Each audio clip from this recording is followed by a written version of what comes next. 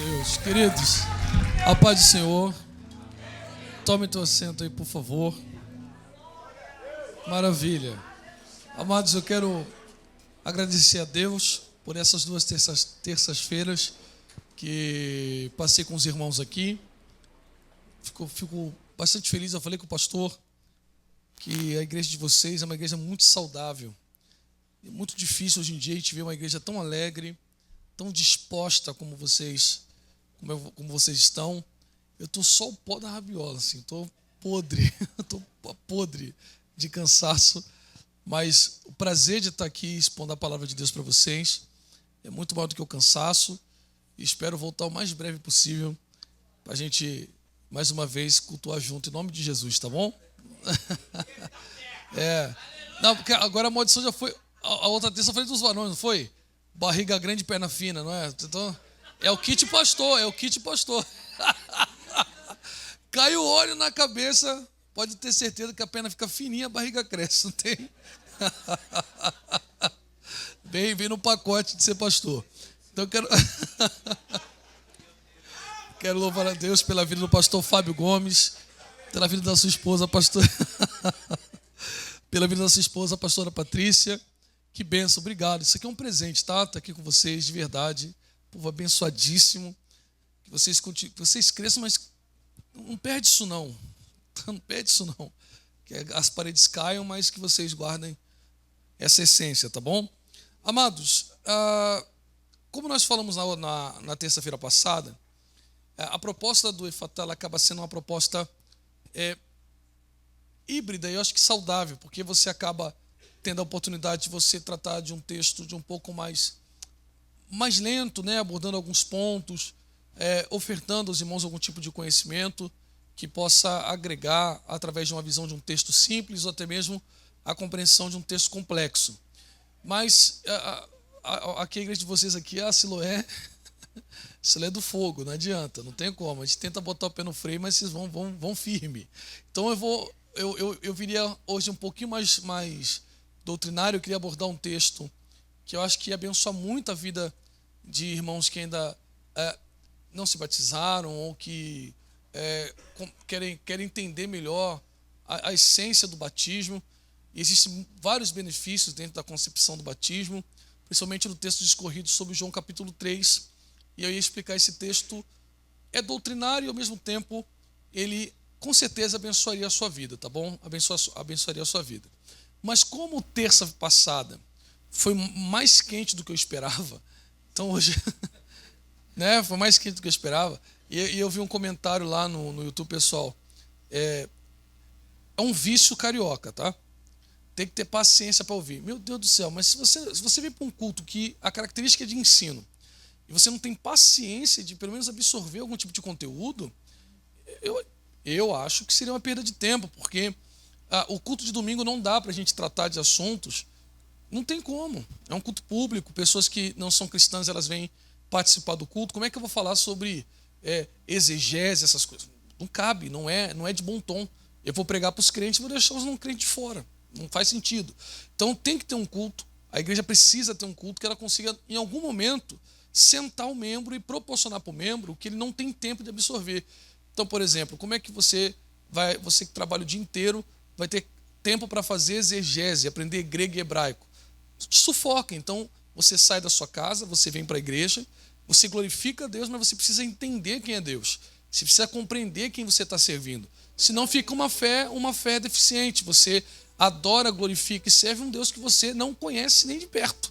Você não faz ideia de quem ele é, o que é o plano da salvação, como é que a graça opera, quais são os benefícios da graça, o que é a condenação, o pecado, qual a concepção do pecado, né? Se ele atingiu de fato a herança adâmica, como herdamos esse pecado. São princípios fundamentais da fé que, se você for pregar para alguém da tua família e você não conseguir falar de Cristo, fica difícil as pessoas alcançarem a Cristo. É o que eu tenho falado recentemente, falei isso ontem onde estava, a diferença entre proporção e propósito. Proporção é uma coisa, propósito é outra completamente diferente. Proporção você pode atingir 50 mil pessoas. Acabou ali, o efeito acabou. Agora, propósito, você pode começar com 3. Porque se eu perguntar para os irmãos com decência, e não é ofendendo não, posso fazer essa pergunta em qualquer lugar, a resposta vai ser a mesma. Você quer ver? Quantos apóstolos Cristo selecionou, irmão? Quantos?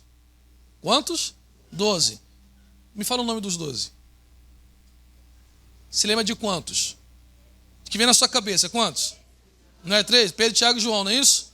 Então pronto. Então o que eu estou mostrando para vocês, preste atenção.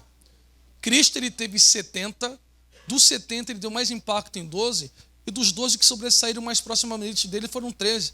Então a diferença entre propósito e proporção é que a proporção, se ela não vem depois do propósito, não fica sem sentido. A igreja precisa ter um propósito, não só proporção.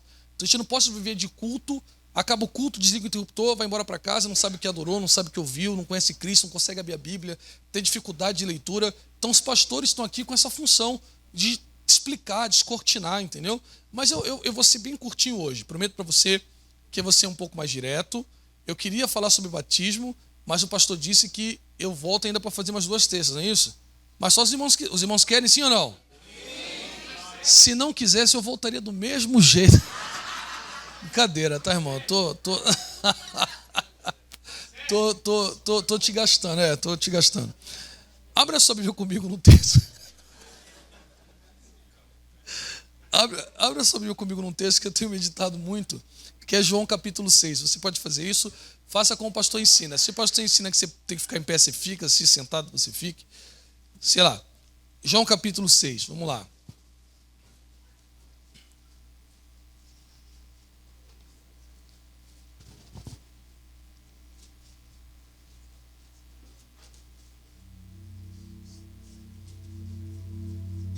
Se você encontrou, diga amém. O versículo 29. E Jesus respondeu e disse-lhes: esta é a obra de Deus, que creais naquele que ele enviou. Disseram-lhe, pois, que sinal, pois, fazes tu para que o vejamos e criemos em ti? O que tu operas? Nossos pais comeram maná no deserto, como está escrito, deu-lhes a comer o pão do céu. Então Jesus lhe disse: na verdade, eu vos digo, Moisés não vos deu o pão do céu, mas meu Pai vos dá o verdadeiro pão do céu. Porque o pão de Deus é aquele que desce do céu e dá vida ao mundo. Então disseram-lhe: Senhor, dai-nos sempre deste pão. E Jesus lhes disse: eu sou o pão da vida. Aquele que vem a mim nunca terá fome, quem crê em mim nunca terá sede. Mas eu vos digo que vós também me tendes visto, mas não credes. Se você puder e quiser, você diz amém. Amém. Tome seu assento aí, por favor. E vamos lá meditar no texto sagrado. Amados, pois bem, João, o Evangelho segundo escreve João, ele carrega algo que para muitos é considerado uma hipérbole, um exagero. Eu, de fato, considero que João estava sendo literalmente, e aí é uma redundância, verdadeiro, tá? Ele não estava com nenhum tipo de figura de linguagem quando ele afirma que seria impossível ou improvável registrarmos num livro todos os milagres que Cristo realizou. Olha, eu não tenho dificuldade nenhuma de crer que de fato João estava correto. Entretanto, desses milagres que Cristo realizou e que eu creio, e eu acho que muitos aqui também creem, que seria difícil nós conseguirmos escrever todos os milagres que Cristo realizou no seu ministério ou na sua passagem aqui sobre a terra. O que temos aqui escrito nos evangelhos, seja em Mateus, Marcos, Lucas e João, foram inspirados pelo Espírito de Deus, a fim de que esses homens registrassem esses feitos. E é natural que com o passar do tempo, você vai lendo o texto sagrado, e o uso excessivo de alguns textos acabam sobressaindo sobre outros, e você conhece alguns milagres mais do que outros. Não que você não seja um leitor da Bíblia Sagrada, mas é que de fato a nossa mente não é um computador, e acaba que nós aprendemos por repetição e por experiência. Então alguns desses milagres que nós repetimos várias vezes na igreja, acaba que a gente conhece com mais facilidade. Por exemplo, só para que você concorde comigo: caminho sobre as águas, multiplicação dos pães, transformação da água em vinho, cura da sogra de Pedro, entre outros milagres, são milagres que são cantados, ensinados, pregados com uma tão constante que só de citar a epígrafe você com certeza já conhece o texto com bastante clareza. E nós lemos aqui um desses milagres que figura entre um dos textos mais conhecidos da Bíblia Sagrada acerca de milagre, que é o acontecimento após a multiplicação de pães. Eu sei que você sabe disto. Nós temos 2 multiplicações de pães, no mínimo, relatadas nos evangelhos, e Marcos faz isso com muita maestria, citando tanto no capítulo 6, semelhante como João faz, e também citando no capítulo 8, quando ele fala de uma segunda multiplicação de pães, com a diferença de que a primeira nós temos 12 cestos cheios, que é essa que lemos, e a segunda sobrará 7 cestos cheios. Mas nós temos essas duas multiplicações de pães e escolhemos aqui acontecimentos que surgem após a multiplicação dos pães do primeiro encontro. Olha, eu sei que você sabe disso, como eu acabei de falar, e insisto, mas eu só quero refrescar a sua memória, porque talvez exista um versículo que mudará basicamente boa parte da sua compreensão acerca do que foi a necessidade da multiplicação dos pães. Eu não sei se você se lembra, mas se lembra, eu insisto em refrescar a memória de alguns, de que Cristo, em determinado momento, parte para um lugar deserto. Esse lugar deserto a gente poderia traduzir ou compreender. Traduzir não, mas compreender como lugar afastado. Ele não vai para um deserto fechado, muito distante, porque o próprio texto vai contradizer esse entendimento de um lugar completamente afastado da sociedade. Mas sabemos que em determinado momento, como era de costume de Cristo, ele decide retirar-se da cidade. Quando ele decide retirar-se da cidade, ele não convida a multidão. A multidão que o seguia, vendo partir, é que insiste em partir junto com ele. Quando ele vê que a multidão está o acompanhando para esse lugar afastado ou deserto, vou chamar de deserto que é melhor, ele não despede a multidão, mesmo não tendo os convidado, mas os recebe. E o recebendo, passa a ministrar sobre a multidão. Essa ministração ela acaba se prolongando. Ela se prolonga ao ponto de que o texto é bastante claro que a tarde ia embora e a noite se aproximava, e parte de Cristo o interesse de alimentar aquela multidão, notando que todos ali estavam famintos. Então, quando Cristo percebe que a multidão que decidiu ir com ele, de bom grado, para um lugar deserto, está faminta, ele se dirige aos discípulos e pergunta para os discípulos: olha, tem possibilidade de nós alimentarmos essa multidão que aqui está? Os discípulos são bastante veementes. Olha, Senhor, não há possibilidade. Primeiro que nós não convidamos esse povo. O povo veio atrás da gente. São milhares de pessoas. Como é que nós vamos alimentar milhares de pessoas? E se tivéssemos condição de alimentar essas pessoas com dinheiro, aonde compraremos alimentos se estamos no lugar retirado? Agora vai um conselho, tá? E qual é o conselho? Se pudermos sugerir, despede a multidão. Não estamos tão distantes da cidade. Ainda dá tempo. A noite está aproximando, mas se o Senhor empretar a bênção apostólica, esse povo da Siloé vai embora para casa e durante o retorno para casa, confortavelmente, eles serão alimentados. A sugestão é bastante cabível, mas é Cristo que insiste e diz: não, de forma nenhuma, eu não vou despedir a multidão dessa forma. Então apresenta-se ali cestos com pães e peixes e, tendo levantado e dado graças, ele multiplica os pães, não só multiplica, mas faz sobrejar 12 cestos cheios. Aí nós chegamos nesse ponto. Qual é o ponto? Se você ler com atenção o texto, ninguém precisa ser teólogo para ler a Bíblia. É só ler a Bíblia com atenção, ela está muito bem traduzida.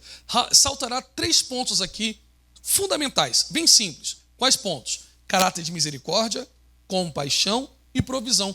Cristo ele vê, sente misericórdia, se compadece do povo ao ponto de, por isso, ser imbuído de uma provisão e fazer com que o povo tenha sua fome saciada. Então, se você já leu esse texto e entendeu o texto, no mínimo, como um texto de milagre para provisão, você leu certíssimo. Só que nós interpretamos a Bíblia por perícopes, não só por parágrafo. Então, quando você lê o texto, às vezes o texto encerra um parágrafo, começa um outro parágrafo, com uma outra epígrafe, e você às vezes não percebe que existem alguns versículos que mudam essa concepção. Por exemplo, eu não sei se os irmãos sabem, mas é Marcos que escreve o primeiro evangelho, não é Mateus, tá? Por mais que a decisão do 4º século de organizar a Bíblia Sagrada tenha se decidido colocar Mateus encabeçando os evangelhos, a proposta é facilitar a leitura do cristão, porque consideramos o evangelho segundo escreve Mateus o evangelho mais judaico da Bíblia Sagrada. Então, quando você acaba o Antigo Testamento e começa o Novo Testamento por Mateus, você terá uma familiaridade com os textos que você acabou de ler no Antigo. Facilita a concatenização e você vê que profecias que eram descritas acerca do Messias cumprem-se na pessoa de Cristo Jesus. Isto é fundamental para facilitar a leitura do cristão. Mas o evangelho mais antigo, datado até hoje, é o evangelho segundo escreve Marcos, e o que surpreende é que Marcos não foi apóstolo, ok? Então, como Marcos não foi apóstolo, o que acreditamos, e está bem firmado, eu acho, essa concepção, pelo menos eu acredito, tá? Nós temos 5 argumentos bastante sólidos para defender que Pedro é que está ditando e Marcos só está redigindo. Então Marcos está escrevendo o que Pedro vai lembrando. Por isso nós chamamos o evangelho segundo escreve Marcos de evangelho da ação.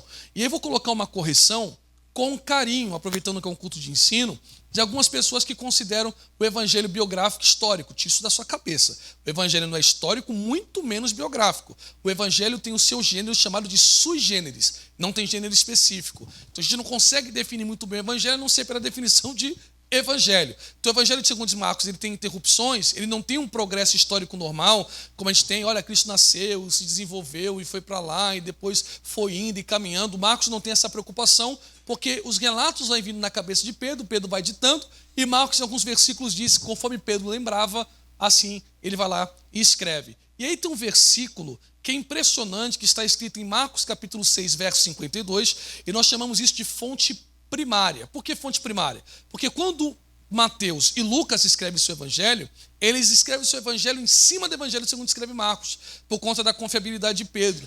Por isso nós chamamos esse evangelho de evangelho sinótico. Mas eu não vou nem entrar nessa questão para não cansar os irmãos de verdade, tá bom? Senão a gente vai falando sobre a característica do evangelho de Marcos e não é nosso interesse aqui. Só quero que você entenda que o que inspirou o pontapé inicial de Mateus foi o evangelho segundo escreve Marcos, e Lucas escreve sobre 3 fontes primárias. Mas nós temos 3 fontes, mas o pontapé inicial é o evangelho segundo escreve Marcos. E o que Marcos coloca? Marcos 6, verso de número 52. Eu acho que é o 52, confere aí para mim se você puder. O que está escrito aí? Olha o que o texto diz. E os discípulos não haviam compreendido o milagre da multiplicação dos pães, porque o coração estava endurecido. Não é isso que está escrito? Vê isso que está escrito. Sim ou não, irmão?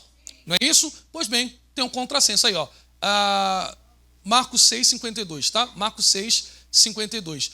Olha como é que é estranho isso. E os discípulos não haviam compreendido o milagre da multiplicação dos pães, porque o coração estava endurecido. Faz uma pausa aqui com o pastor Carlos, e eu prometo que a gente vai chegar no clímax da mensagem, mas eu só continuo se você quiser ouvir. Quem ainda quer ouvir, diga glória a Deus aí, por favor.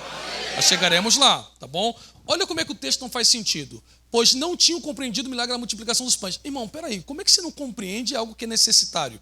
Ora, você está no deserto, não tem venda, não tem dinheiro, milhares de pessoas, todo mundo faminto, a tarde indo embora, a noite chegando, Cristo coloca pão na boca do povo, no mínimo é provisão. Oh, meu Deus do céu, como é que você está comendo um pão milagroso com um povo faminto e diz assim, não faz sentido, por que ele multiplicou o pão? É uma coisa de uma obviedade gigantesca. Então, se é óbvio, porque nós há mais de 2000 anos conseguimos compreender algo que nós não comemos, não compartilhamos, não vivenciamos, como é que quem está em loco está dizendo, olha, não dá para compreender o que ele está fazendo e ainda cresce. O coração estava endurecido e a compreensão fica turva. Então, na verdade, a multiplicação dos pães vai além da necessidade de matar a fome do povo. E por que vai além de matar a fome do povo? Porque os próprios discípulos disseram, é só dar um tchau para o povo de Siloé, cada um mora aqui pertinho, cada um vai para sua casa e come. Se milagre é uma intervenção do sobrenatural no natural, o milagre só pode ser considerado milagre quando o homem não pode realizar. Se eu tenho como comer em casa, por que ele vai colocar arroz aqui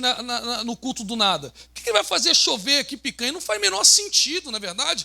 Não faz o menor sentido. Então, o que os discípulos estão dizendo? Por que é que ele está fazendo algo que aparentemente não tem necessidade? Aí tem um provérbio de Salomão, que eu acho que é o provérbio 25, verso 11, e Salomão diz, com maçãs de ouro em salva de prata, assim a palavra dita ao seu tempo. Com maçãs de ouro em salva de prata, assim a palavra dita ao seu tempo. Estou com a memória boa, hein? Com maçãs de ouro em salva de prata, assim a palavra dita ao seu tempo. A palavra salva de prata ali vem do hebraico maskiot, M-A-S-K-I-O-T mudo. A palavra maskiot é uma rede reticular produzida por ourives. Então, o valor não é a rede, é a maçã de ouro. Então, vamos supor que você está aqui e esse copo seja, me permita, tá, pastor? Uma maçã de ouro. E aqui seja uma masquiote, essa salva. Aí eu vou lá e tapo a maçã de ouro com a masquiote. Como ela é reticular, ela é semelhante a essa parte aqui, ó, do microfone. Ela é cheia de furinhos. Então, quanto mais longe eu estou, não é que os furinhos eles são comprimidos ou dilatados. É que a minha visão, quanto mais longe eu fico, as coisas vão diminuindo o seu tamanho. Sim ou não? Então, quem está longe da masquiote sabe que ela está cobrindo alguma coisa, mas não consegue enxergar. Quanto mais próximo você chega da masquiote, seus olhos conseguem penetrar os seus furinhos e você consegue ver que ela está abrigando algo muito mais valioso. Então, quando eu leio esse texto de Marcos 6, João 6, ou talvez até mesmo o Evangelho segundo Mateus, o que você vê? Provisão, misericórdia ou compaixão. Mas quando você para analisar, principalmente vinculado no versículo 52, você vê que tem alguma coisa escondendo algo muito valioso aqui embaixo. Então, minha tarefa aqui essa noite é dar uma puxadinha nessa masquiote, nem que seja para mostrar uma maçã, um pedaço dessa maçã. Se eu conseguir, eu vou embora para casa feliz, mas só dá para mostrar se você me der mais 5 minutinhos de paciência. Quem ainda quer ouvir, diga glória a Deus aí, por favor, amados. Vamos lá. primeira coisa que eu quero que você note, para nós dividirmos esse texto, é o que nós chamamos de contexto imediato. Pastor, o que é contexto imediato? Aproveitando que é um culto de ensino, deixa eu dar essa ênfase, para que você também possa aprender alguma coisa. Contexto imediato é quando o próprio texto oferece suporte para a compreensão dele. Você não precisa, às vezes, de contexto amplo. Então, nós temos aqui 4 versículos, na minha opinião, que são fundamentais para você entender porque Cristo multiplica pão sem necessidade. Quais são os textos? Primeiro, João 6, verso 4. Você verá que no verso 4 nós temos a palavra Páscoa. Qual é a palavra? Páscoa. Se você quiser, faz muito bem como o pastor disse, não se estuda assim lápis na mão. Se você usa lápis, você vai conseguir entender. Quando você circula e escreve, você grava, tá bom? Então você tem a palavra Páscoa. Outra expressão que nós temos se encontra no verso de número 30. E no verso 30 nós temos a palavra sinal. Qual é a palavra?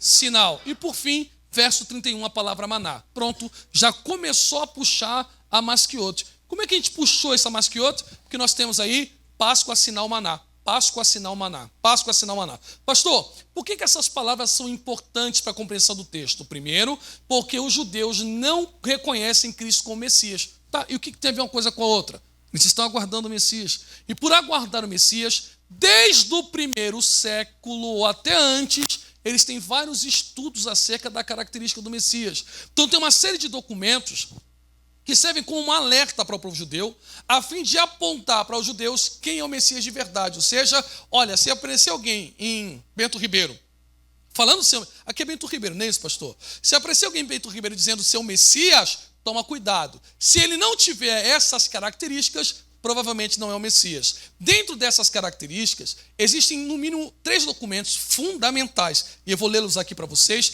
que dizem que o Messias, quando se manifestar, alimentaria o seu povo de forma milagrosa. Por exemplo, existe um texto sobre um comentário judaico fundamental para a fé deles acerca do Messias, que os sábios do judaísmo, comentando sobre Êxodo, capítulo 16, verso 25, eles dizem, o Siloé não encontrará o maná nessa era, mas encontrará na era que está vindo. Perceba que a palavra era que está vindo é um precedente para o período messiânico. Então o que eles estão dizendo? Agora ninguém come maná, mas quando o Messias se manifestar, de alguma forma milagrosa, ele vai alimentar o seu povo. Então nós acreditamos que Cristo é o Messias e teve poder para isso. Por exemplo, em Eclesiastes 1:9 eles comentam, como o primeiro Redentor fez descer o maná do céu como se afirma, porque eu farei chover para vós pão do céu, assim o segundo Redentor também fará. Ou seja, Moisés é o primeiro Redentor, o Messias é o segundo. O que eles estão dizendo? Assim como Moisés, através da autoridade que Deus outorgou, o povo viu descer pão do céu, o Messias, quando se manifestar, fará a mesma coisa, vai alimentar o povo de forma milagrosa.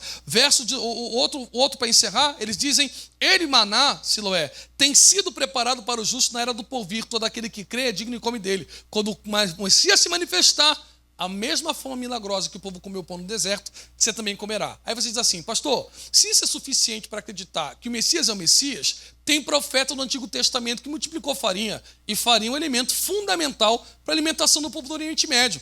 Então, se tem profeta que multiplicou farinha, como é que eles dizem que o Messias, para ser Messias, multiplicaria pão? Qual é a distinção? Olha, se você pensou assim, pensou um golaço. Então, eles sabendo da mesma coisa que vocês, eles dizem que Josué, capítulo 5, verso 10, 11 e 12, atestam para esse sinal que o milagre desse alimento milagroso na boca do povo ocorreria na data da Páscoa. Qual é a data? Páscoa. Então, próximo à Páscoa, durante a Páscoa, o Messias alimentaria o seu povo. Então, o milagre da multiplicação dos pães para chancelar o Messias não pode ser em dezembro, não pode ser em novembro, não pode ser em agosto, tampouco em julho. Tem que ser entre março e abril, que é o mês de Nissan, onde tem a celebração da Páscoa. Prova essa que eu estou dizendo para você, e não é fundamentação louca da minha cabeça, é que é só você ler o texto sagrado. Quando ele ressuscita Lázaro, ninguém quer coroar como rei. Quando ele anda sobre a tempestade, ninguém quer coroá-lo como rei. Quando ele transforma a água em vinho, ninguém quer coroá-lo como rei. Agora olha o verso número 15. Percebendo, pois, Jesus que estavam prestes a vir, levá-lo à força para fazê-lo o rei. Opa, por que quando eles vê Lázaro ressuscitando, ninguém quer coroar? Mas quando ele traz o pão na boca do povo, o povo diz, isso aí é o Cristo? Porque eles estão dizendo, opa, é o mesmo acontecimento do Êxodo. Moisés estava no deserto, a gente está onde? no deserto. Moisés dividiu o povo em dezenas. Estamos sentados na relva em dezenas. A profecia é sobre a Páscoa. Estamos na data da Páscoa. O povo comeu pão e sobrou pão no chão. Nós comemos e sobrou 12 cestos cheios. O que eles estão falando? Estamos vivendo a mesma coisa que o povo viveu no Êxodo. É esse, não outro. Estamos diante daquele que é o Rei dos Reis e Senhor dos Senhores. Está vendo como que a explicação de um texto solidifica a sua aplicação? Está vendo como é que está ficando mais claro? Eu só continuo se você ainda quiser ouvir. Quem quer ouvir, diga amém, por favor. Nós chegaremos lá, tá bom? Então, primeiro ponto, eles estão confirmando isso. Maravilha. Então, Cristo, ao multiplicar o pão, não só multiplicou o pão para forrar a barriga de crente, ele estava dando um sinal. Ele não queria forrar a barriga apenas, porque forrou, mas ele queria dizer: olha quem está na presença de vocês essa terça-feira. Olha quem é que está te dando pão. Olha como eu estou me revelando para vocês.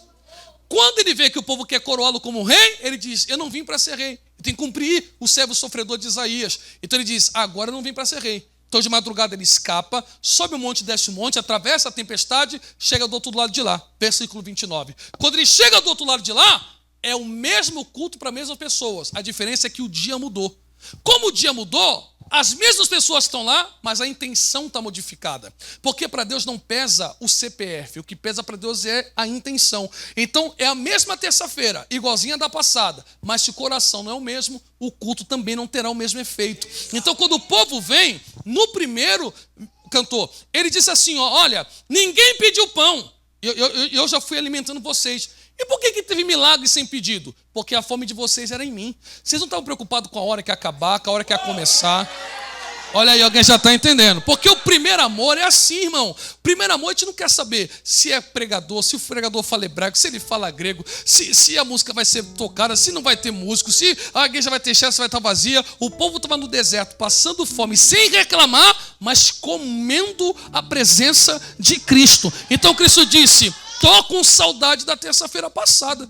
Peraí, Jesus, está com saudade da terça-feira passada? É o mesmo público. Como é que você está com saudade da terça-feira passada? É o mesmo povo, ele disse. Não estou com saudade da pele de vocês, do cabelo de vocês. É da intenção, porque no primeiro culto, a fome que vocês tinham era de mim. Mas agora eu percebo, vocês querem pão, não quer sinal. Vocês querem pão, não quer sinal. Aí eu faço mais uma pausa, não faz sentido. Se o pão multiplicado é um sinal porque é milagroso, por que ele cria uma dicotomia? Por que ele divide pão e sinal? Porque o sinal revela, o sinal aponta, o sinal desvenda. Então o que ele disse? Vocês querem só o que eu posso dar, mas não querem me conhecer a fundo e de forma aprofundada. Aí um crente da igreja que eu congrego levantou a mão e disse assim: peraí, Jesus, o senhor quer um culto intenso, é isso que o senhor quer? O senhor quer ver a Siloé dando glória a Deus em qualquer terça-feira? Ah, é isso que o senhor está querendo? Então o senhor quer que a gente marche no poder sem ser na festividade? É isso que o senhor quer? Está fácil de resolver. Como está fácil? Se o Senhor quer que venhamos reconhecer que tu és o Messias, é só cumprir a profecia. Nossos pais comeram maná e nós aprendemos que o Messias... Está vendo como é que fica mais claro? Quando o Messias se manifestar, nos dará um pão milagroso. O maná caía todo dia, tá? Se caiu terça passada, tem que estar aí nessa terça também. Qual é o sinal? Alguém já está entendendo? Que o Senhor nos dará. Aí ele disse: agora entendi. O culto de vocês, para ser bom, é movido no maná, né? Mas o maná que os vossos pais comeram no deserto, eles encheram a pança, botaram carne pelo nariz e morreram no deserto. O que eu vim oferecer para vocês nessa terça-feira não é algo que cai hoje e fica doce e amanhã está apodrecido. Eu vim dar o verdadeiro pão, o pão vivo que desceu. Maravilha! Vamos lá então, para ficar mais claro. Que maravilha! Pastor, o maná tem no mínimo duas características. Quantas características? Muita boca, pouca voz. Quantas características? Primeira característica do maná. Amados, por favor, eu não sou nenhum louco. Eu uso até a expressão idiota, mas tem crente que é fresco. Ah, ele falou idiota. Mas na sua casa você fala palavrão que eu sei, tá? Mas tudo bem. Vamos lá. Então, eu não sou nenhum... Não, é porque tem crente que se ofende com tudo, irmão. É uma coisa assustadora, né? Porque tem gente que quer consertar tudo. Irmão, não estude teologia para humilhar os outros. Ok? Não estude para você pisar na cabeça das pessoas. Estude para você ajudar as pessoas, ok? Então, eu só estou dizendo para você que você pode chamar maná de pão porque é um alimento, não tem problema. Só que o pão, aí eu sei como é feito. O pão é feito de trigo, sim ou não? Maná eu não sei. Por isso que, isso aí, eles comiam maná e diziam, o que é isso? A gente não sabe a natureza. Que pão eu compro na padaria. Maná cai do céu. Eu não entendo a natureza do alimento. Então, a primeira característica do maná é que o maná é milagroso. Então, o maná não compra assim com euro, nem com dólar, nem com real. Maná cai do céu de lugar de Deus, é uma providência divina. Então, a primeira característica do maná é milagroso. Qual é a segunda? Eles torravam o maná, fazia farinha, produzia bolo, e quando comia o bolo, tinha gosto de mel. Porque o milagre sempre é doce. Deixa eu tentar ser mais claro aqui para os irmãos entenderem. Imagine você, não tem padaria, não tem mercado, não tem emprego, não tem nada. É deserto. Aí você abre a porta da tenda, de alguma forma vem o iFood. O iFood quem inventou foi Deus. Que quando você abre a porta... Não é, tá no texto aí. Tu abre a porta de casa, tem um pãozinho. Não é? Tá ali na porta da sua casa para você comer. Então o que Deus está dizendo para o povo? Siloé, enquanto estiver no deserto, debaixo da minha direção, eu sustento você. Então pode abrir a boca. Tem milagre na segunda, tem milagre na terça, tem milagre na quarta, tem milagre na quinta, tem milagre na sexta. Então quem come milagre, a boca fica doce. Isso é óbvio. Quem come milagre, a boca fica doce. Nunca vi ninguém viver milagre e ficar amargurado. É impossível isso. O impacto do milagre adoça a vida da pessoa, porque, como eu disse, o milagre é uma intervenção do impossível fazendo aquilo virar possível. Então, a pessoa que vive de milagre, a boca adoça. Só que, como o milagre é uma intervenção para a solução de um problema terreno, o problema vai se renovando. Vence um, aparece outro. Vence um, aparece outro. Então, todo milagre, para nós, infelizmente pecadores, tem prazo de validade. Você quer a prova? Vamos supor que você chega em casa agora, o carro do seu sonho milagrosamente aparece na porta da tua casa. Sua boca vai ficar doce, a minha também ficaria. Mas a quilometragem do teu carro vai aumentando, vai aparecendo problema, a boca vai ficando amarga. Está percebendo o que eu estou te dizendo? A roupa do seu sonho, tu botou no corpo, vai adoçar a tua boca. Mas daqui a pouco você engorda, emagrece, ou ela perde a coloração, vai para o lixo. E se vai para o lixo, sua boca fica amarga. Então o maná, ele é doce, mas o prazo de validade é muito curto. Quer ver a prova? Quer ver a prova? O maná de segunda já não alimenta na terça. O da terça não vai durar na quarta.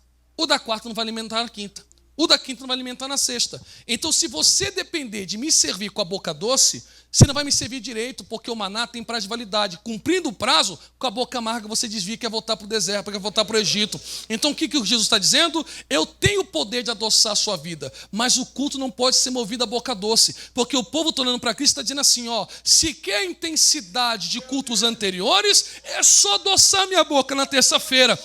E Paulo, sabendo disso, escreve em Timóteo capítulo 4, alertando Timóteo, abre o olho. Vai chegar um momento ou um tempo, e a palavra tempo ali não é cronos, é kairos. Quando Paulo diz em 2 Timóteo capítulo 4, chegará um tempo, esse tempo é impossível de evitá-lo. Então Paulo vai dizendo assim, tem uma época, e a característica dessa época vai ser assim. Qual? Vão rejeitar a sã doutrina. A palavra sã é um termo médico para gerar saúde. Então o que Paulo está dizendo? Eles vão rejeitar o que é saúde, não porque eles não entendem, não porque eles dizem assim, está difícil essa palavra. Não, eles entendem de futebol, eles entendem de matemática, eles estão indispostos a ouvir o que é bom, porque eles vão querer ouvir o que adoça a boca. Vai ter variação de mestre e cada um vai pregar aquilo que coça os ouvidos. Cadê meu carro, a minha casa, a minha posse? Cadê minha faculdade, a chave? Cadê a porta se abrindo? Cadê a cura chegando? Não tem? A boca fica amarga. Parece que essa época é agora. Culto de ensino vazio,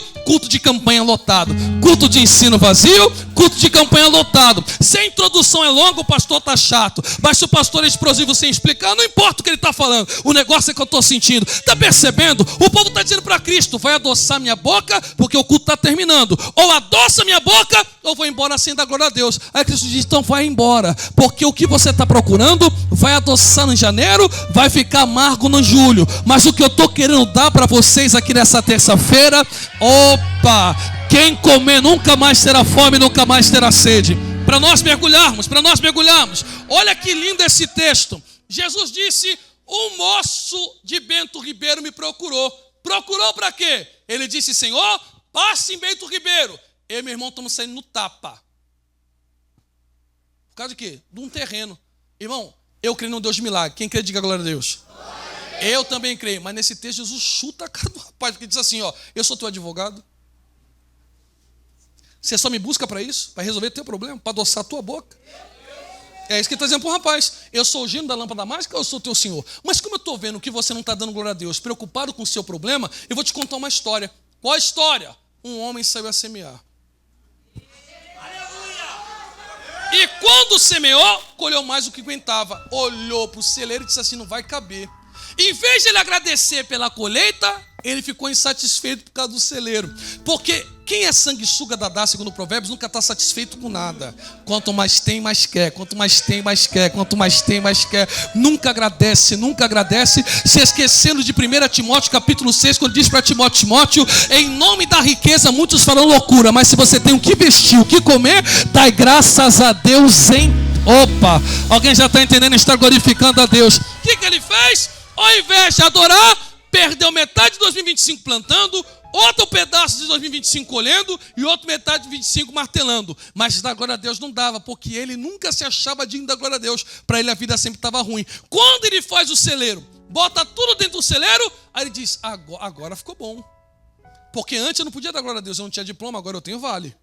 Eu andava a pé, todo mundo tinha carro. Então, como todo mundo não tinha, como é que eu vou adorar, né? Mas agora que eu tenho um carro, agora você vai ver o que é marchar no poder. Quando ele acha que vai andar com o carro dele, quando ele acha que vai para casa da praia dele, quando ele acha que vai viver essas coisas, ele bota a mão no celeiro, uma voz do céu diz, ô louco, ainda essa noite tá pedindo a sua alma.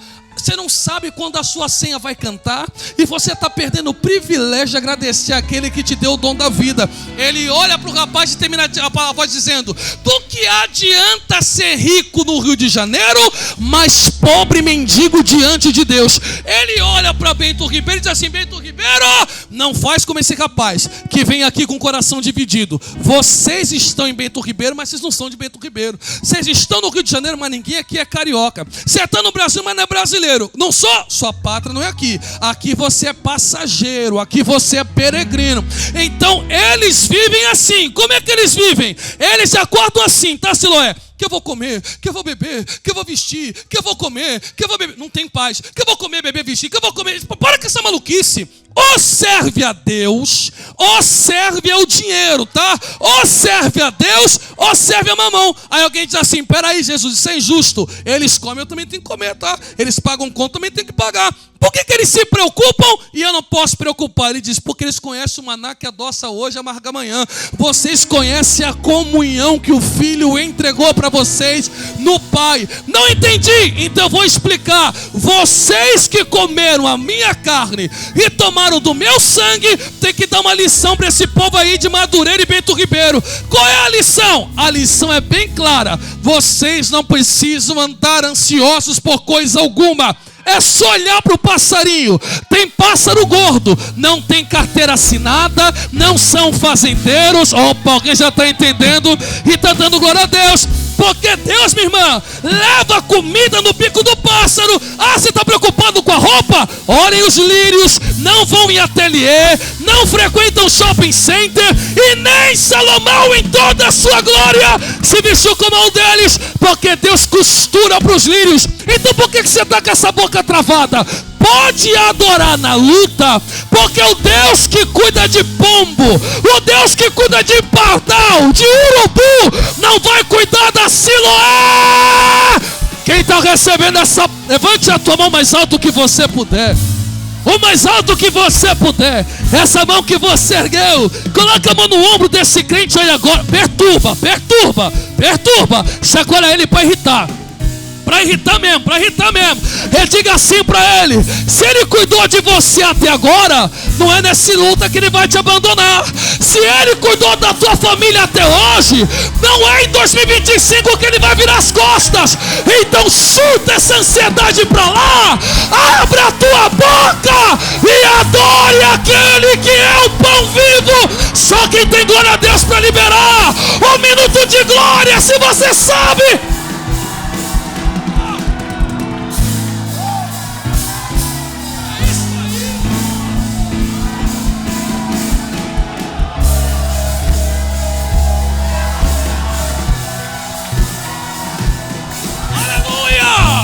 Cadê o povo que acredita? Ele cuida da tua família, Ele cuida da tua casa, Ele cuida dos teus filhos, Ele cuida do teu casamento. Tem alguém para receber essa palavra?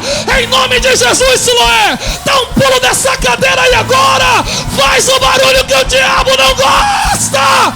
Ele nunca te abandonou.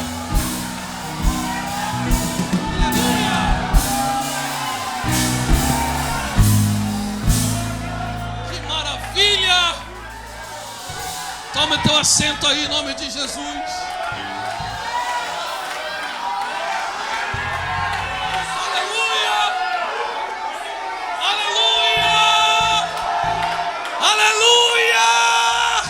Interesser essa hora não dá glória mesmo não, né? Mas se tivesse uma revelaçãozinha, você estava chorando. Sai daqui, interesseiro. A gente serve ao Senhor. É o grandão, é o dono de tudo, é o autor da vida. Ele merece. Ele é digno. Ele é digno. Que maravilha. Aleluia.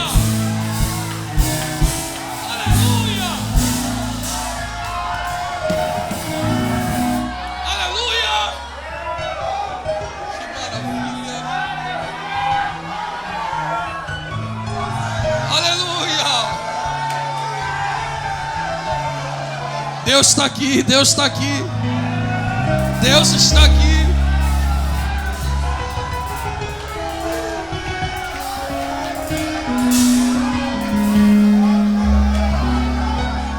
Aleluia. Irmão, para eu concluir, que tipo de cristão a gente está se tornando, irmão?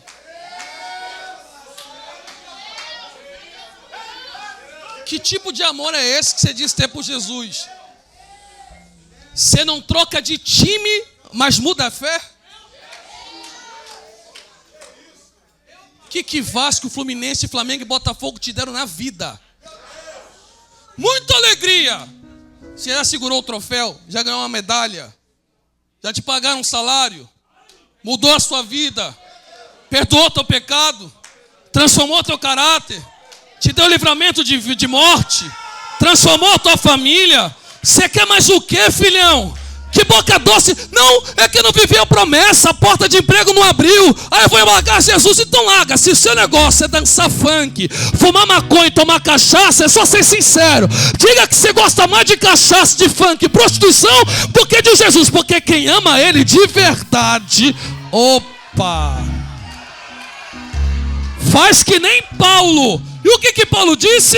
Não vou negar que está doendo porque dói. E eu orei a Cristo 3 vezes dizendo: está doendo tanto que eu estou perdendo a força. Dá para tirar esse espinho? Uma voz bradou disse assim: não. Tem dor que Ele cura, tem dor que Ele te dá força para aguentar. Opa. Aleluia. E eu vou receber o quê? Você quer mais o quê? A minha graça te?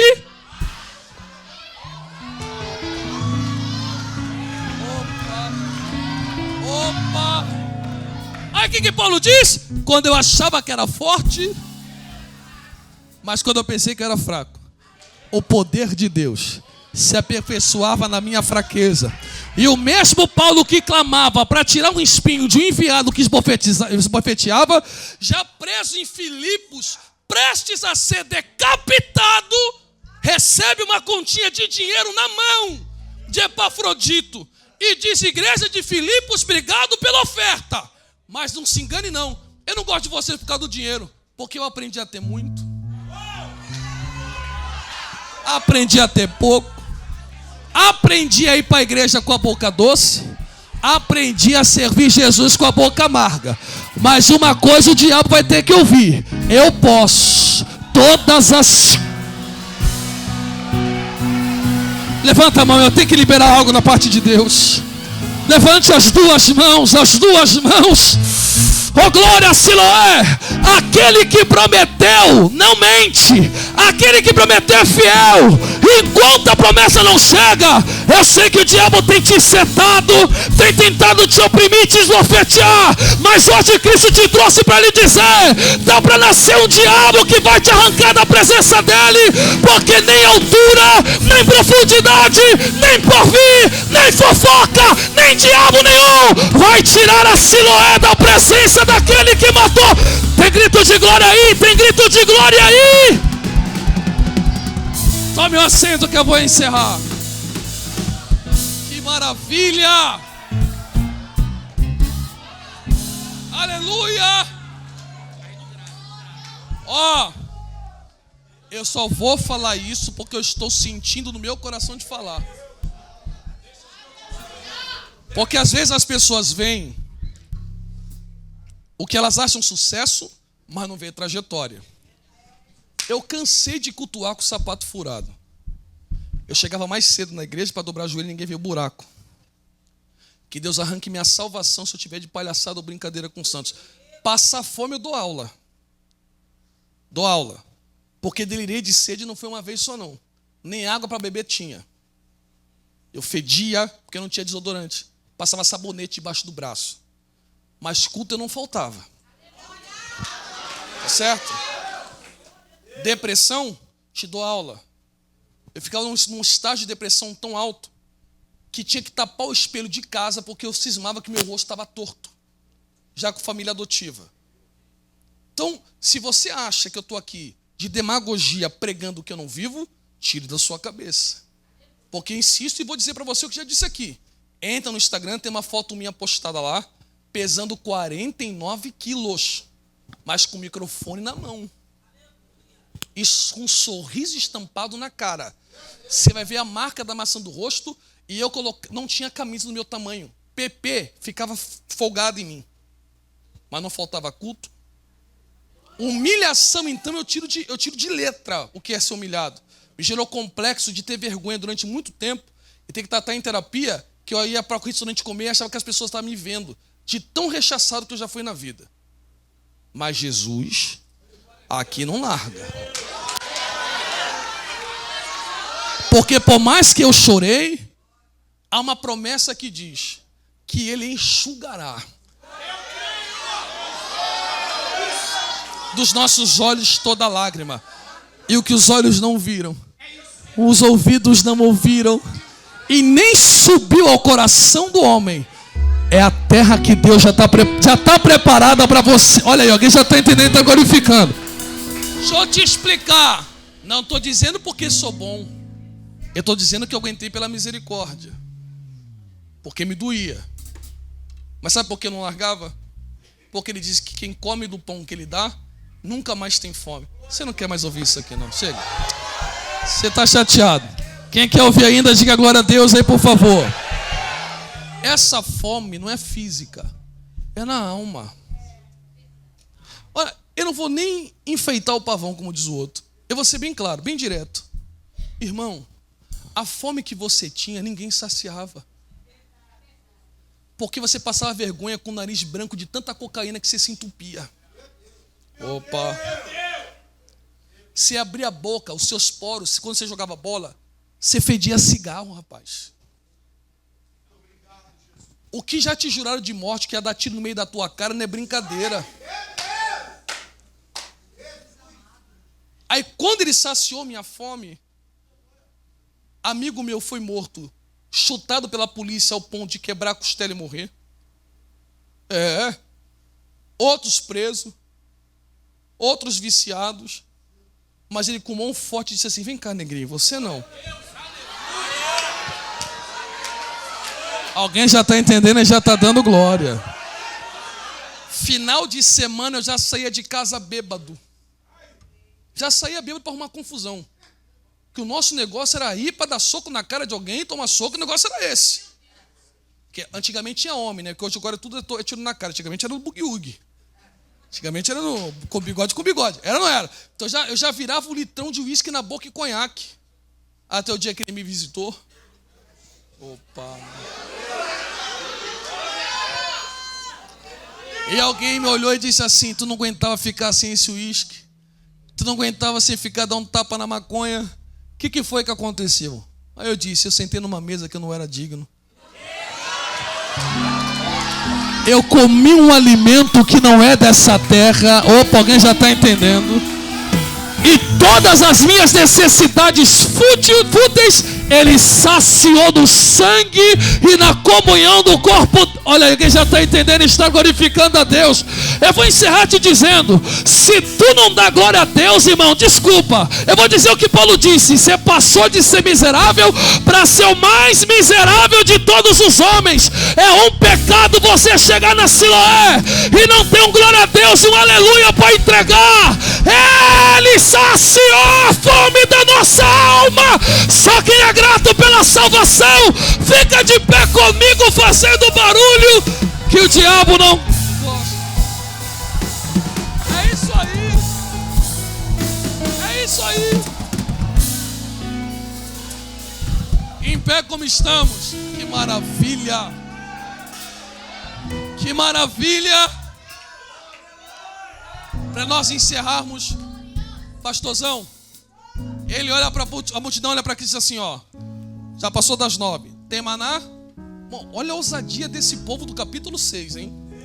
Aí Cristo diz: hoje não tem maná. Já não tem maná no outro culto? Já não abri a porta em tal mês? Já não fiz milagre? Vai ter culto que vai ser só nós, a presença de Cristo e a gente. Aí o povo diz assim, ó: só presença não tem mais graça. O povo vira as costas e vai embora. Aí fica um pouco de gente. Ele olha e diz assim, ó: vocês estão esperando o quê? Rala daqui vocês também. Olha a resposta deles: peraí, senhor, dure a sua palavra. Eu gosto desse texto que eles reconhecem. Já está pegando pesado, não precisa disso tudo. Mas já que só quer uma resposta, que vai. O texto, a licença poética é legal, mas o texto diz, não é para onde. O texto diz para quem. Sabe o que eles estão dizendo? Eu já vim de lá, não tem condição de eu voltar. Em outras palavras, estão dizendo assim, ó: é melhor estar aqui com a boca amarga do que estar com a boca doce lá indo para o inferno. Nós não iremos para lugar nenhum, porque só tu tens palavras de vida. Quem está comigo pode dar uma rachada de glória bem alto. Irmão, vou falar um negócio para vocês aqui. Eu quero ter uma carteirinha da Siloé, pastor. Que é isso, chefe? Não, já.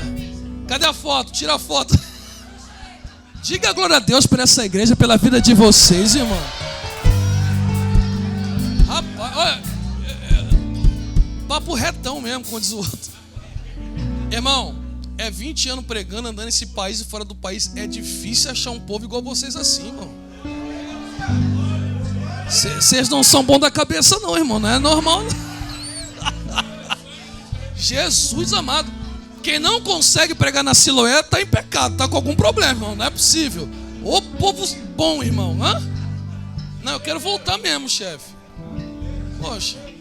Não, vai ficar. As irmãs já sabem, né? É só aqui que eu quero que caia assim, ó. Só aqui, para você ganhar um lanche no Burger King lá, para você. Calvão de cria, virar calvão de cria. Fecha os olhos aí agora. Fecha os olhos aí agora. Nada vai te arrancar da presença dele, irmão. Você é dele, você é dele. Você é dele, irmão. Comprado a preço altíssimo. Está entendendo? O sofrimento desse tempo presente não se compara com a glória que em nós há de ser revelada. Essa dor vai passar, irmão. Essa dor vai passar, ela tem data para acabar. Oh glória, Ele me arrancou da depressão, irmão. Ele me arrancou. Ele me engordou, Ele me deixou bem. Ele me tirou da guerra, me tirou da luta, me livrou da morte. Como tem feito com você, essa luta vai acabar e a vitória de Deus vai bradar dentro da tua. Tem alguém comigo aí? Alguém que recebe essa palavra? A Bíblia nos ensina a orarmos uns pelos outros. Você pode escolher 2 ou 3 aí pra gente orar, pra gente terminar hoje orando. Escolha aí mesmo, o que você quiser. Deixa Deus te usar. A gente é uma família, Siloé, tá entendendo? Se um escorregar, a gente não pica, a gente não chuta não, a gente levanta. É isso aí. Aqui a gente não tira sarro de quem tá fraco não. Isso é coisa demoníaca. A gente aqui nutre, a gente abraça, a gente joga fora só comportamento, mas a pessoa fica. Antes de você orar, diga para essa pessoa: eu estou do teu lado e não vou desistir de você. Diga mesmo: eu estou do teu lado e essa preocupação não vai te vencer. Eu vou te estender a mão. Jesus nos plantou no mesmo lugar, na mesma igreja. Tem um propósito para... Meu Deus, que coisa linda. Tem um propósito nisso, varão. Tem coisa linda aí. Nós somos uma família. Comece a chorar aí para Papai do Céu, mas peça para Deus abençoar. Você consegue usar a tua voz e dizer: Deus, abençoa meu filho, abençoa minha filha, muda a sorte. Senhor, nossa família é tua. Senhor, nossa casa é tua. Minha saúde é sua. Meu carro é teu. Senhor, o que eu tenho de ti é a graça. O resto tudo te pertence. Olha aí, olha aí, olha aí, olha aí. Isso. Vamos.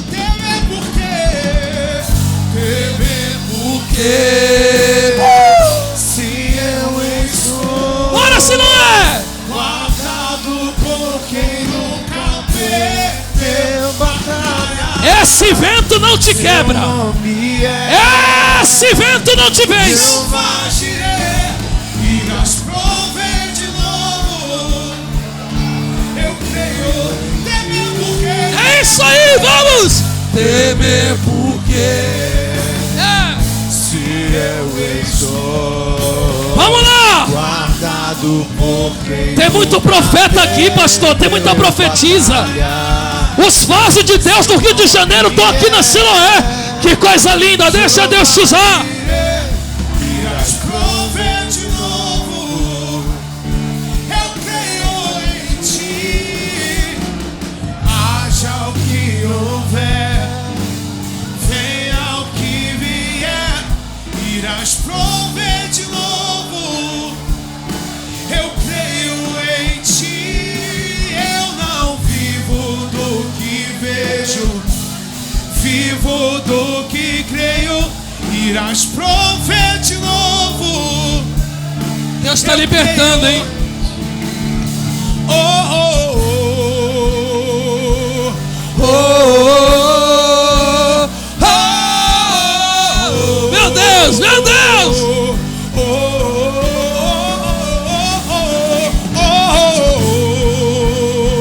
Isso. Oh, Jesus, eu te amo, papai.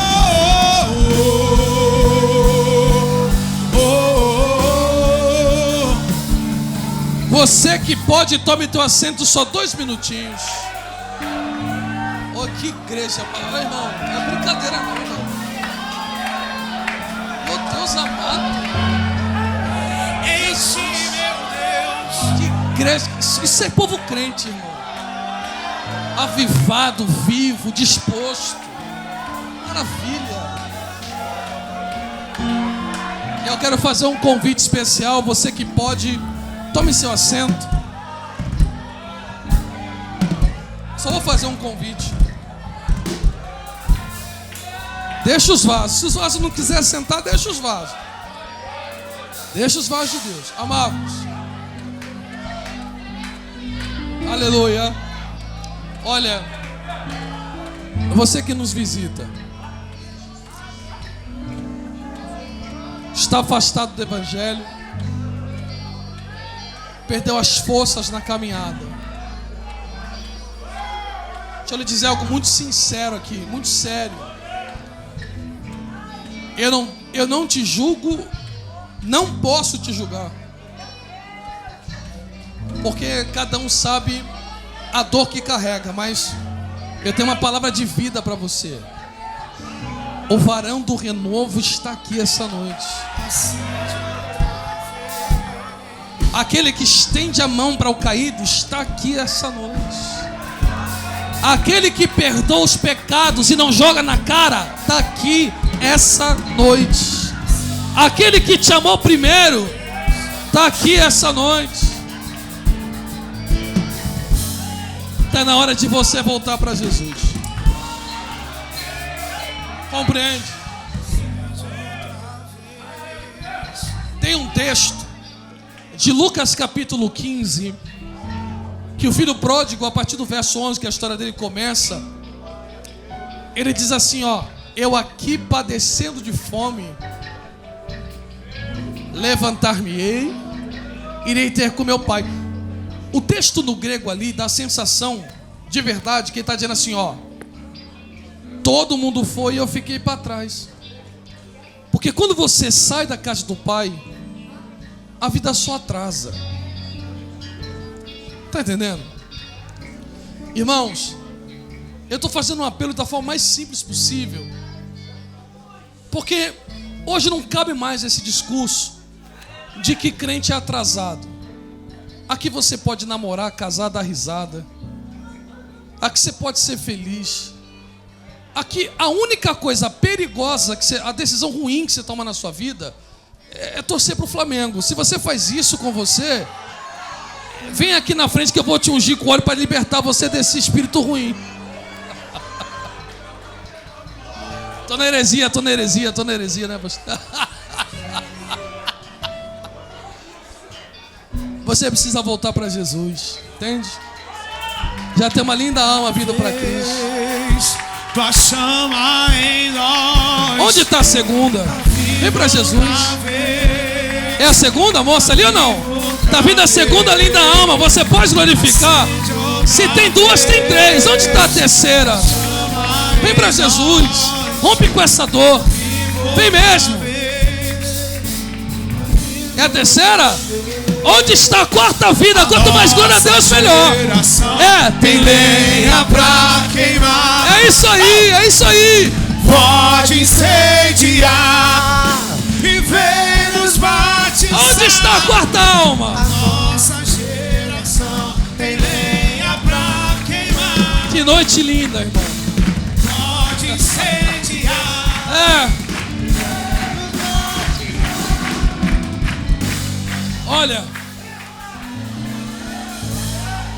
Jesus pode transformar a sua história. É sério. Chegou um momento da minha vida, irmão, eu não coloco a auréola. Eu não vou fingir uma coisa que eu não sou. Teve um momento na minha vida que eu mesmo não acreditei que ia ser do fundo do poço. É sério. Eu amava Cristo, mas pedi fé na promessa. Eu falava assim: o pessoal profetiza porque me vê maltrapilho. Eu pensava assim. Eu achava que não ia ter. Eu cheguei tão no fundo do poço que eu já tinha certeza que não tinha para onde ir. Eu tenho um amigo muito querido chamado Kleber, e de vez em quando ele deixava dormir na casa dele. Ele contou para mim alguns anos atrás, depois que Deus começou a fazer algumas coisas na minha vida. Ele disse assim: ô Carlos, eu preciso falar para você um negócio que me faz muito mal há esses anos, eu preciso te contar. Eu disse o quê? Ele falou assim: ó, quando você falava que Deus tinha falado que ia mudar a sua história, eu ria escondido. Mas não ria para debochar, ele ria porque ele falou assim: meu Deus. Irmão, a gente tem que entender que amigo, você não pode perder a amizade porque um amigo às vezes tem menos fé. Imagina Tomé. Eu vi Jesus. Só se atravessar a parede eu botar o dedo na ferida. Olha, Jesus, tá bom, eu tô aqui, eu boto a mão na ferida. Cada um tem sua medida de fé. Entende? É sua medida de fé. Eu estou dizendo para você que eu cheguei no desespero de não ter o que comer, de não ter para onde ir. Mas aquele que me fez uma promessa, compreende? Ele me deu uma família maravilhosa, me deu um filho espetacular, me deu bons amigos, me deu o privilégio de poder falar da palavra dele. Ele transformou minha vida, e ele pode e quer transformar a sua história, entende? Eu não quero saber o que você fez, onde você andou, não importa. Só não tem perdão para blasfêmia contra o Espírito Santo. Está vendo a minha mão? Não tem nenhum furo nela. Não fui eu que morri por você, mas aquele que morreu me deu autoridade de falar para você que a boa nova é que toda criatura tem o direito de se tornar filho de Deus. E Ele fará obra na sua vida. Não quero saber se você faz parte de milícia, se você faz parte de tráfico, se você é viciado, se você toma... Aqui, irmão, eu vou falar rasgado. Eu não quero saber o que você fez, o que você aprontou. Diz a Bíblia assim: o meu povo que se chama pelo meu nome. se humilhar e orar, e se converter dos seus maus caminhos, abrir mão. Eu, o Senhor, eu não só vou ouvir, eu perdoo e saro a terra. Sabe o que é sarar a terra? Ele está dizendo assim, ó, eu vou pegar tudo que é improdutivo e eu faço ter produtividade na sua vida. Compreende? Essa vontade de se cortar tem que acabar. Essa vontade de querer morrer, ela vai acabar hoje. Essa vontade de desistir da vida vai acabar. Porque aqueles que são feitos filhos de Deus, o maligno não pode tocar, diz a Bíblia Sagrada. Eu pergunto mais uma vez: há mais alguma linda alma que precisa vir a Cristo? Vem, não perca essa oportunidade. Nos permita nos alegrarmos em Deus, como nos alegraremos por essas lindas almas. Também louvamos a Deus pela sua. Há mais alguém essa noite? Pastor, eu sou tímido, eu sou tímida. Se você der um sinal, alguém vai pegar na tua mão. Alguém vai te abraçar, como está fazendo aqui. E nós vamos te abraçar. Nós chamamos e Cristo muito mais, infinitamente mais. Há mais alguém? Se não há, que Deus te conceda uma nova oportunidade. Se houver alguém que não se decidiu, quantos podem celebrar a Deus por essas 3 lindas almas? Aplauda Jesus. Pastor.